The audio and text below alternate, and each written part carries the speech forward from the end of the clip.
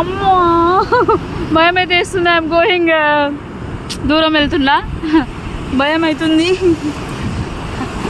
But it is so nice.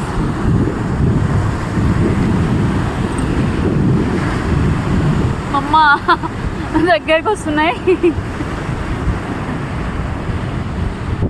అమ్మో చూడండి ఎట్లా లేచి వస్తున్నాయో.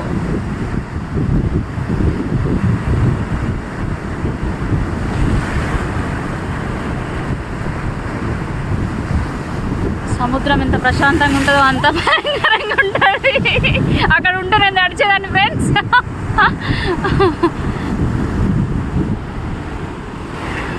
వావ్